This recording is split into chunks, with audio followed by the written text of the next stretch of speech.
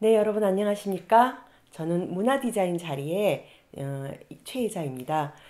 여러분과 함께 오늘은 서울문화재단에서 지역문화 활성화 사업으로 하고 있는 생활문화에 대한 이야기를 나누는 시간입니다.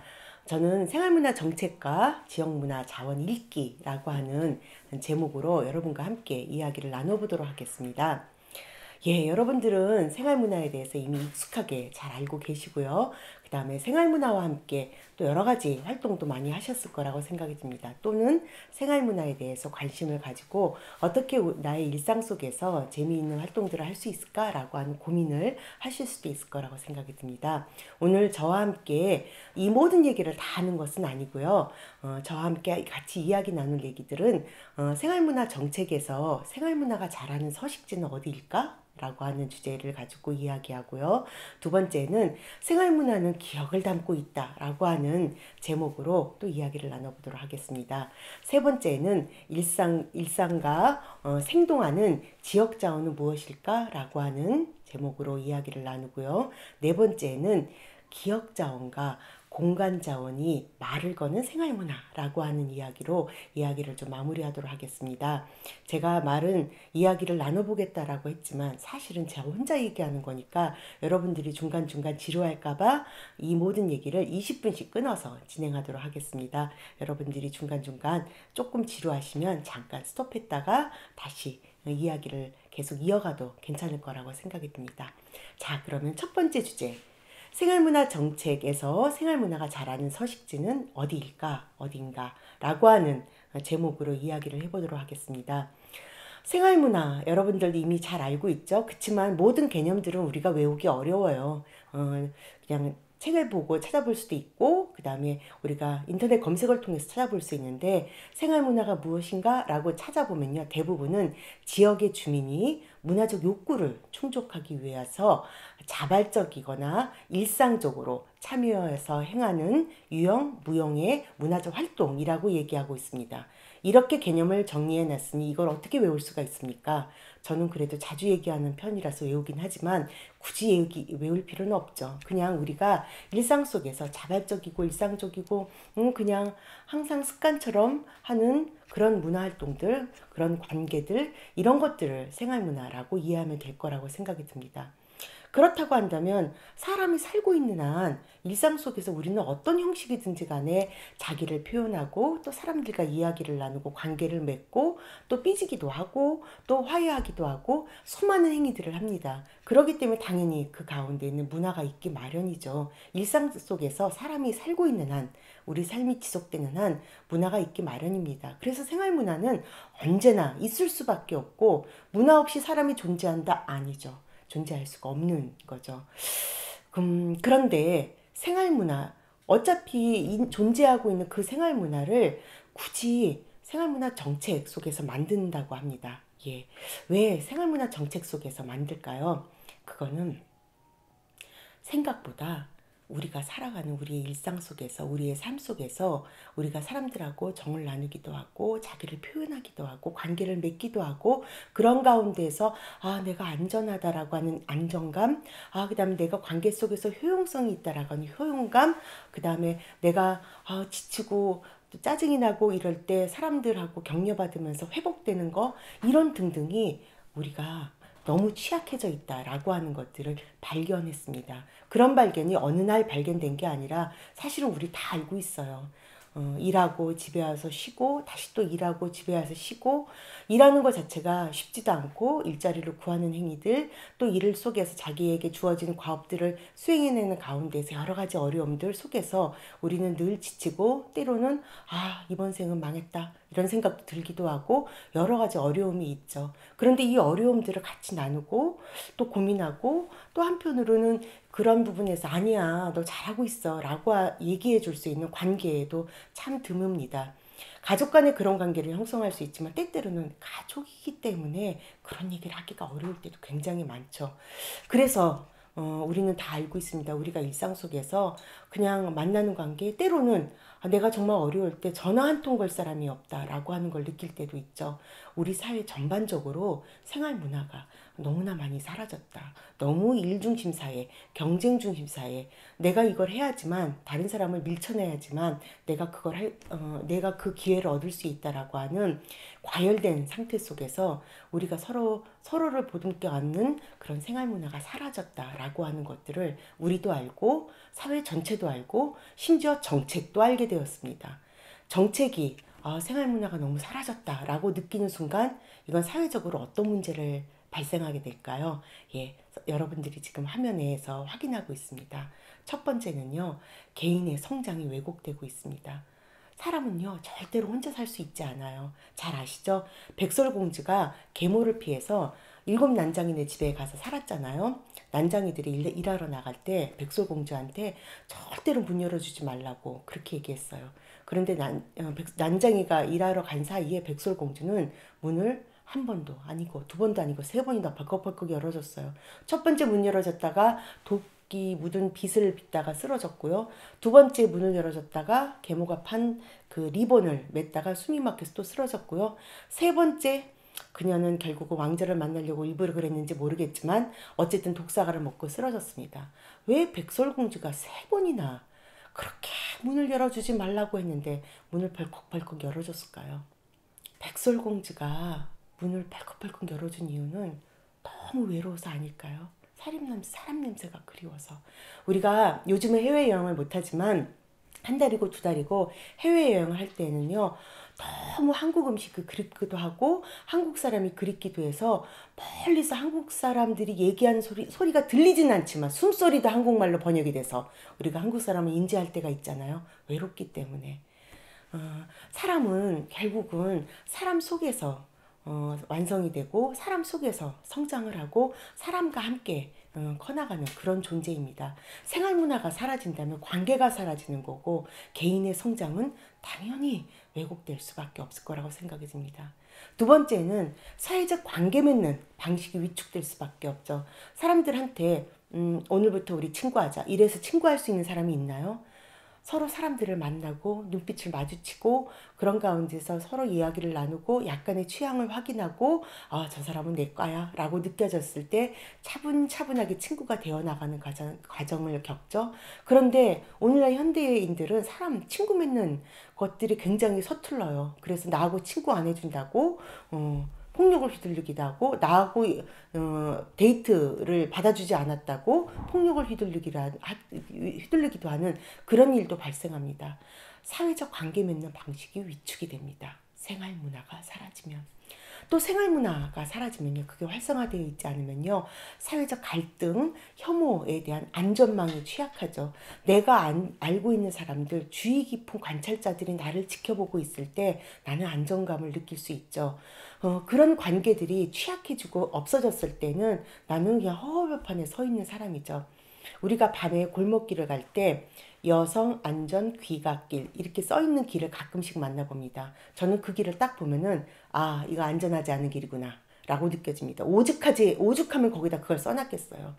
그런데 그 동네에 커뮤니티가 살아있고 관계가 살아있고 그러면 우리가 그 길이 안전할 수 있습니다. 사람들이 다 문을 쾅쾅 닫아놓지 않고 창문도 열어놓고 아이고 지나가네 이렇게 인사도 할 수 있으니까 이런 얘기들이 덕선이가 살았던 1988 시대의 이야기인 것 같지만 우리가 생활문화가 활성화되어 있고 커뮤니티가 활성화되어 있으면 그런 안전망이 구축되죠. 그래서 이거를 우리는 최근에는 문화안전망이라고 하는 이야기로도 이야기하고 있습니다. 생활문화가 사라지면 또 어떤 게 있을까요? 마침내 사회 공동체가 위기가 생깁니다. 모든 것들이 과열되고 격렬해지고 갈등을 해소할 능력이 떨어지고 사회적으로 갈등을 관리할 능력이 떨어지면 사회적으로 폭력, 혐오, 증오 그것이 이제 범죄로 이루어질 수밖에 없는 거죠. 그래서 우리 사회는 놀랍게도 OECD 국가 중에서 사회 갈등 지수가 가장 높은 나라에 속하고 우리보다 더 갈등 지수가 높은 나라는 내전을 하고 있는 나라밖에 없어요. 터키나 멕시코. 우린 내전도 하지 않는데 반군이 있는 나라가 아닌데 그 나라 다음으로 3위예요. 사회 갈등 정도가. 그리고 사회 갈등이 많다라고 하는 게 그렇게 크게 크게는 저는 문제라고 생각하진 않아요. 갈등이 많다라고 하는 거는 그만큼 욕망이 솟구치고 욕망이 있다라고 하는 건 다이나믹하다라는 거잖아요. 문제는 갈등은 많은데 갈등을 관리할 능력이 떨어질 때가 문제인 거죠. 그런데 안타깝게도 우리는 OECD 국가 중에서 갈등을 관리할 수 있는 능력이 하위권에 속해요. 그러면 갈등은 높고 갈등을 관리할 수 있는 정도는 낮다? 이건 뭐예요? 사회 안에서 지금 사람들끼리 커뮤니티 안에서 집단과 집단끼리 엄청나게 싸우고 있고 혐오하고 이러고 있다는 거죠. 이것이 우리 사회의 피곤도를 높이고 안전감을 떨어뜨리고 그 다음에 위축되게 만들고 서로를 이렇게 불리하게 만드는 이런 요소가 될 거라고 생각이 듭니다. 그래서 생활문화는 정책이 있든 없든 간에 우리가 일상 속에서 당연히 있는 일이긴 하지만 오늘날 너무나 생활문화의 어떤 분위기, 커뮤니티, 그거를 할 수 있는 능력들이 사라졌기 때문에 오늘날 정책은 생활문화 너무 중요해. 같이 생활문화 활동을 하자라고 이야기를 하고 세금을 쓰고 있습니다. 자동으로 할 수 있는 일에도 너무 능력이 사라졌기 때문에 세금을 쓰고 있다. 그래서 서울문화재단도 그런 역할들을 하고 있고요. 그래서 아마 이런 영상도 만들고 있는 게 아닌가라고 생각이 듭니다. 자, 생활문화의 응급상황. 자, 우리가 다 이해를 했고요. 자, 그러면 우리가 나와 우리를 위한 생활문화, 이거 어떻게 지금 전개되고 있는지 한번 볼까요? 생활문화 구하기. 라이언 일병도 구하는데 생활문화를 구해야 되죠. 시민 스스로 자기 활동이 활성화되고 있습니다. 나이 드신 분들은 사실은 어떻게 커뮤니티한 사람들하고 같이 노는지 참 쉽지 않죠. 요즘 젊은 친구들은요, 어찌나 잘 노는지 취향이 같은 사람들끼리 사이버상에서 같이 모임도 만들고 번개도 하고 잘 놀고 있는데 훌륭한 현상들이죠. 이렇게 시민 스스로 노는 것도 많이 활성화되어 있고, 그렇지만 정책도 생활문화를 진흥하기 위해서 법도 만들고 조례도 만들고 그렇게 하고 있습니다. 정책이 주로 하는 역할은요, 생활문화 활동들을 하라고 이렇게 지원을 해주는 그런 것도 있고요. 생활문화 매개자를 양성하는 것도 있고 생활문화 축제를 다양하게 개최하는 방식이 있는데, 생활문화를 어떻게 해야 될지는 사실은 20대가 하는 생활문화, 30대가 하는 생활문화, 40대, 50대, 60대가 하는 생활문화가 다 다르기도 하고, 또 이런 사람들이 이런 문화를 즐길 수 있는 경험치가 많지 않기 때문에 아직은 초보 단계다, 초기 단계다 라고 말할 수 있습니다. 자, 그러면 정책이 생활문화를 설계하고 또 시민들이 생활문화 활동을 할 수 있도록 계속 돕는 역할을 하려고 하는데요. 자, 생활문화 정책은 다른 정책과는 조금 다른 면이 있습니다. 대부분의 정책은 국민들을 향해서 어떤 것들을 서비스를 제공하거나 뭔가를 설치하거나 배치하거나 이런 역할들을 하는데, 생활문화 정책은 정책이 주어가 될 수 없는 정책이에요. 왜냐하면 생활문화 자체가 주민 스스로 그걸 할 수 있게 하는 게 생활문화잖아요. 그러면 정책은 주민이 그걸 스스로 할 수 있게 하고, 정책은 살짝 역할을 소멸시켜 줘야지만 하는 약간 난이도 높은 정책이다라고 볼 수 있습니다. 정책이 지원을 해서 막 여유 지원상을 받으려고 하는 게 아니라, 정책은 그걸 촉진하고 환경을 만들고 분위기를 조성하고 그 다음에 역할을 축소해서 지역 안에서 그런 역할들을 자동으로 살아나고 그런 역할들을 하는 시민들을 양성하고 이러면서 정책의 역할들을 마침내 축소해서, 생활문화 정책의 최고의 목표는 생활문화 정책이 필요 없게 만드는 것이 최고의 목표라고 할 수 있습니다. 물론 이상적인 거긴 하지만요. 그렇다고 한다면 생활문화 정책은 다른 정책과 달리 주민들이 주체화될 수 있는 것들을 계속 만들고 고민해야 됩니다. 그렇다고 한다면 생활문화 정책은 고공에서 주민을 내려다보는, 지금 화면에 그림이 나오고 있죠. 그런 방식이 아니라 주민 사이에 들어가서 그 미세한 영역에 정책적 역할을 하고 그 다음에는 마침내 사라져줘야 돼요.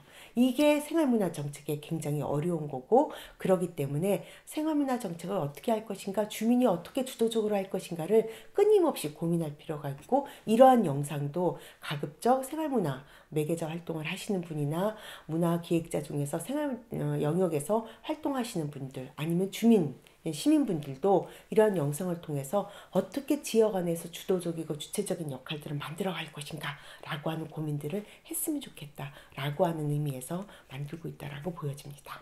다음으로 넘어갈까요? 네.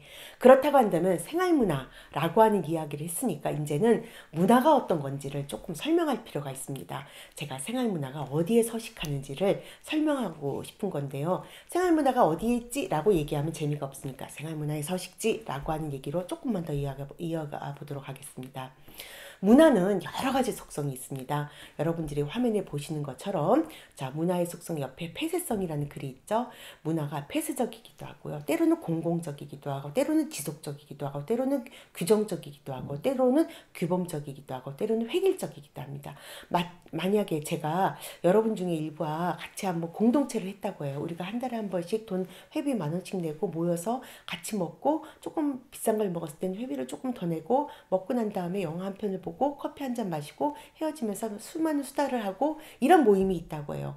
우리는 한 번 모이고 두 번 모이고 1년 모이고 2년 모이다 보니까 자동으로 먹고 영화 보고 그다음에 그 커피 마시고 이게 아주 세팅이 돼서 그거 자체가 우리한테는 익숙한 문화가 되고 아무렇지도 않아요. 그런데 누군가 새로운 사람이 싹 들어왔는데 이 영화 보기 싫은데 맨날 먹고 수다만 떨어 이렇게 볼 수도 있거든요. 이 사람한테는 이들 안에는 획일성이 있어, 이들 안에는 규정성이 있어, 이들 안에는 자기네들끼리 일단 공공성이 있어, 지속성이 있어, 약간의 폐쇄성이 있어 이렇게 느낄 수 있거든요. 문화는 이런 속성이 있습니다. 타인들이 보기에. 그러나 문화는 이런 속성만 있는 게 아니라 때로는 수용성도 있고요. 자율성도 있고요. 역동성도 있고요. 그러다 보면은 새로운 것들을 찾고요. 이거 너무 불편한데? 라고 하면 새로운 대안을 찾아요. 대안성도 있죠. 그러다 보면 다양한 것들에 접속이 되죠. 그러다 보면 굉장히 창의적으로 예술성도 있습니다. 그래서 문화는 여러 가지 속성들이 서로 부딪히는데요. 폐쇄성과 수용성이 부딪힐 때 어떻게 될까요? 충돌이 발생하겠죠. 공공성과 자율성이 부딪히면 충돌이 발생하겠죠. 문화는 끊임없이 이렇게 충돌이 발생한 지점에서 땅 하고 어떤 창발적인 영역들이 생깁니다. 그러니까 문화는 단 한시도 똑같을 때가 없다라고 보면 될 것 같습니다. 심지어 조선시대에도 10년이면 강산이 변한다고 했어요. 실제로 강과 산이 변할까요? 노, 아니죠. 강과 산이 변하는 게 아니라 문화가 변한다는 거예요. 조선시대도 10년이면 변했는데 오늘날에는요. 이틀이면 변해요. 이렇게 변하는 문화에 대해서 우리는 굉장히 피곤도를 느끼기도 하고 때로는요. 문화가 폐쇄성이나 공공성이나 지속성이나 이런 거 중심으로 될 때는요. 젊은 사람들이요. 너무 우리나라는 너무 꼬라 터졌어. 헬조선이야. 워킹 홀리데이 받아가서는 어떻게 하면 외국으로 이민 갈까? 이런 얘기할 때도 있었고요. 최근에는요. 문화가 수용성, 자율성, 역동성, 대안성, 다양성, 예술성이 훨씬 더 강화되어 있어. 이럴 때는요. 어른들이 연세가 높으신 분들이 이게 나라야 도대체 젊은이들이 뭐가 되려고 쟤들이 정신이 있어 없어? 그리고 뭐 들고 나가잖아요. 이런 식으로 서로 자기가 익숙한 문화가 강화될 때 훨씬 편안하고 자기가 익숙하지 않은 문화가 강화되지 않을 때는 자기가 익숙한 문화의 편안함을 느끼는데 사회는 계속 역동적으로 부딪히고 있다라고 보여집니다. 근데 굉장히 빠르게 되고 있죠. 문제는 이렇게 변화하는 문화 속에서 우리는 가운데 놓여 있어요. 나는 누구? 여긴 어디? 이렇게 매일매일 하고 있거든요. 근데 10년에 한 번씩 하는 게 아니라 매일 해야 돼요. 그런 가운데서 우리는 어떤 것들을 획득하고 있어야 되는가? 라고 생각하면 세상 없어도 나는 누구? 여긴 어디를 해야 돼요. 나는 누구가 뭐예요? 나의 주체성에 대해서 생각을 해봐야겠죠. 여긴 어디가 뭐예요? 나의 일상성에 대해 생각을 해봐야겠죠. 근데 나는 나의 주체성과 일상성만 갖고 사는 존재가 아니에요. 주변에 사람이 있어야 돼요. 나하고 어떻게 관계 맺는 사람들, 이게 느슨한 공동체든 강력한 공동체든 요즘은 조직하는 거 다 싫어하니까 느슨한 공동체겠죠. 이런 사람들은 어떤 사람인지 그런 공동체가 있어야 되고요. 그런 공동체가 있어서 사람들이 약간의 안도감을 가질 때 마침내 내가 수용성이 생기고 개방성이 생기면서 다양성으로 열려나가겠죠. 그러면서 내가 변화에 굉장히 능동적으로 되겠죠. 이거를 언젠가 한 번쯤 해야지가 아니라 사실은 매일매일 필요합니다. 이 주체성과 일상성과 공동체성과 다양성은 내가 어느 날 마치 돛 닦듯이 탁 터득하는 게 아니라 매일매일 나는 누구인가를 사실 생각해요. 나는 주체적인 존재가 맞아요. 저도 주체적인 존재가 맞아요. 그러나 매일매일 주체적으로 살고 있나요? 그렇진 않아요. 내가 주체적인 존재인 거는 명제지만요. 나는 주체적인 존재로 살아가기 위해서 매일매일 나와 투쟁을 해야 되고요. 주변과 투쟁을 해야 돼요. 나를 옥죄어 있는 것에 대해서 노라고 거부도 해야 되고요. 그 다음에 나를 표현하는 것에 적극적으로 표현하는 노력들을 해야 돼요. 매일매일 나는 주체적인 삶을 살기 위해서 노력해야 되고요. 나의 일상을 찾기 위해서 노력해야 되고요. 나의 공동체를 만나기 위해서 노력해야 되고, 그런 가운데에서 나의 안정성을 가지고 다양성이 열려야 되거든요. 즉 인간이 살아있는 이상, 인간이 주체적인 존재를 하더라도, 인간이 어떤 일상적 존재를 하더라도, 인간은 사회 속에서 공동체 속에 살아가는 존재를 하더라도, 인간은 다양한 존재를 하더라도 이거는 투쟁의 영역이다. 끊임없이 나를 싸워야 되는 영역이다. 이렇게 하는 영역이 어디예요? 바로 그거죠. 생활문화이죠. 나는 생활문화 안에 살고 있고요. 생활문화가 서식하는 곳이 바로 나의 주체성과 일상성과 공동체성과 다양성이 끊임없이 투쟁하는 현장일 거고, 그 현장이 항상 유지되고 있어야지만 이 변화하는, 조선시대도 10년이면 한 번씩 변화하는 이 문화 속에 나는 누구? 여긴 어디를 찾아가면서 살 수 있다라고 보여집니다. 그래서 생활문화는 뭐 여유 있는 사람이 하는 거지 뭐. 아유 무슨 얼어 죽을 생활문화야. 이 냉장고처럼 생각하면 안 된다고요. 누구나 생활문화는 내 일상 속에서 그 끊임없이 그 영역을 갖고 있어야 되고, 그런 가운데 내가 나를 만날 수 있다. 이렇게 말하는 저는 그걸 늘 찾고 있나요? 아니에요. 매일매일 투쟁하고 있어요. 때로는 어떤 부분에 대해서 제가 사실은 노를 잘 못하거든요. 왜냐하면 제가 약간 가슴형 인간이라서 이 사람이 오죽하면 나한테 얘기할까, 이것부터 먼저 생각나는 존재예요. 그러니까 스스로 저를 얼마나 옥조이고 살겠어요. 내 생각보다는 남 생각이 자꾸 먼저 드는 사람이거든요. 그렇다고 해서 착하냐? 그건 아니에요. 그냥 그런 존재라는 거죠. 그래서 저는 노를 하는 게 저는 저의 주체성을 지키는 데 1번이라고 생각을 하고 살고 있어요. 사람마다 다릅니다. 자기의 주체성, 자기의 일상성, 자기의 공동체성, 다양성을 지켜나가는 방법은 우리가 끊임없이 훈련돼야 되고요. 그런 것들은 우리가 일상 속에서 만들어가야 된다. 그래서 생활문화 정책은요, 개인의 주체 표현, 주체가 사는 일상의 발견, 일상을 공유하는 공동체의 구성, 다양성을 향한 개방적 태도를 구현하는 문제이고요. 생활문화 정책은 이것을 도와줘야 될 거고, 우리 스스로도 이런 것들을 만들기 위해서 노력해야 되고, 내 생활문화가 서식하고 있는 그곳에서 나의 삶, 나의 주체성, 나의 일상이 만들어질 거라고 생각이 듭니다. 네, 여기에서 잠깐 쉬어가는 퀴즈 하나를 또 이렇게 깨알같이 준비했습니다. 여러분, 생활문화의 중요성은 코로나19로 인해서 분명하게 알게 됐습니다. 우리가 언제 그렇게 문화를 중요하게 생각했다고요. 그런데 사람들이 코로나 분류하면서 너무 일상이, 너무 문화가 막 이렇게 얘기해요. 그래서 너무 사람들이 일상의 관계의 소중함을 느끼고 있습니다. 생활문화가 사라지면 발생하는 일이 아닌 것을 한번 골라보실까요? 1번 개인의 성장 왜곡, 2번 사회적 관계 맺기의 위축, 3번 사회 갈등과 혐오에 대한 안전만 취약, 4번 사회 공동체의 위기. 자, 생활문화가 사라지면 일어나는 현상이 무엇일까요? 골랐나요? 정답은 짜잔! 없다. 예, 여러분 사기당했다고 생각하지 마세요. 없을 수도 있습니다. 이 모든 현상이 일어난다는 걸 강조하기 위해서 마지막 퀴즈 하고 넘어갑니다.